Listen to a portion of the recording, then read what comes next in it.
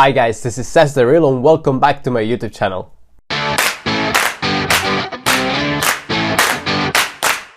In my previous article I talked about how to prepare for a face-to-face interview, but now you have to go and do it, honey. But what should you expect? How should you behave? Does your hair look nice? Do you remember to put on some clean knickers? All very reasonable questions. So today I will be giving you some additional tips on what to expect on the face-to-face interview. Before you go to the interview, you should be given an agenda on how long the session is going to take and what it will entail. And if you will not, you have a mouth, so you just go and ask for it, honey. Usually a face-to-face interview will last between 2 and 3 hours, but that is not the rule, so it's anyone's game, darling. An example of a typical interview would be introductions and formalities, driving through the candidate's career history, IQ and attitude tests that we saw in our previous video, so let's go and check it, and a wrap-up and candidate's questions. But again, this is just an example.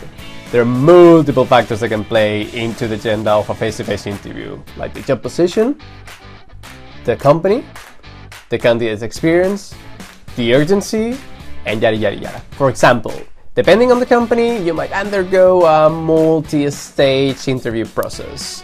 Or you may have several interviews because you're going to be interviewed by different levels of stakeholders.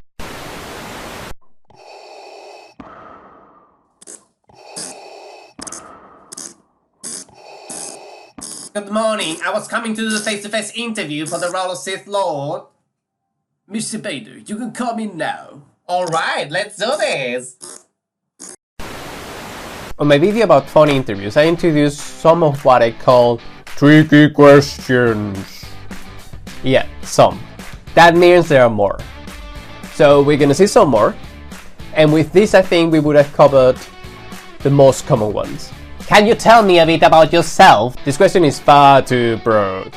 I recommend that you concentrate on your professional self, on your qualities, and also where do you see your career going.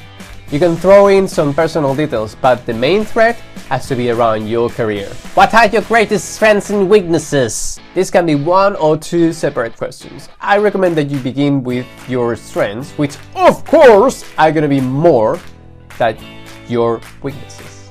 So mention around 5 of your strengths and then mention a couple of weaknesses, no more.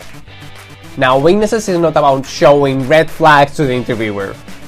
This is about honesty and self-awareness. Do not be extremely honest and talk about how sometimes you think about how terrible the last Met Gala was and how you have to be off sick for a week because you had anxiety of how terrible the gala was. Just a random example. Just mention minor weaknesses. We're all humans. We have moments of weaknesses. And we have to know how to deal with them. This is what you have to do.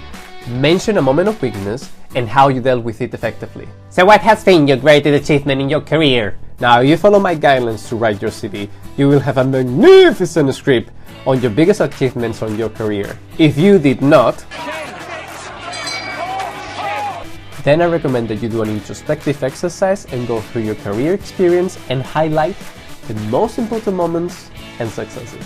For instance, you got an award, you got a certificate, you got promoted, you gave a major win to your company, or maybe you increased the productivity of your team. Tell me about the challenge or conflict and how you dealt with it. Now, the first thing I would ask myself, what do they mean by challenge or conflict? They want to know if you had a moment at work in which you faced a problem with person, a deadline, or a situation which made it difficult for you to perform your duties and be successful. So what are they looking for exactly? They are looking to understand better your behavior. They just want to make sure that you behave professionally and that you achieve a resolution or a compromise when coping with challenges and conflicts. Where do you see yourself in 5 years? There is a misconception of this question. They are not looking for you to say that you want to work in that company for your whole life. They just want to make sure that you're planning on keeping a path related to the job position you're interviewing for, and that you're not going to be disappearing in less than 1 year. So if your plan is to be grilling hamburgers on a food truck in 5 years' time, you might want to reconsider your answer. On the other hand, if you're an ambitious person and you're planning on climbing the ladder, it is fine, yes, say it, as long as you are not overly ambitious.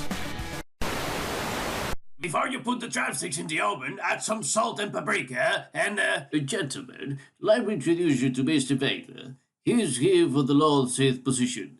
Oh, yes, very interesting CV. Would you mind driving us through your career? Well, first I work in Disneyland.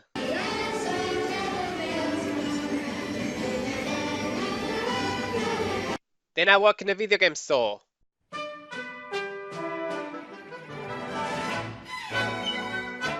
And last I work in a lift.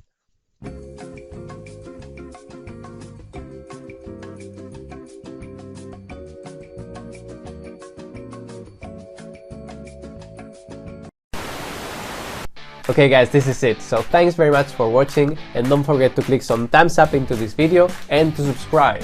You can follow me on LinkedIn at @SaysTheReal, and you can also follow me on Instagram and Twitter on @SaysTheReal. Thanks very much again for watching, and see you in the next video.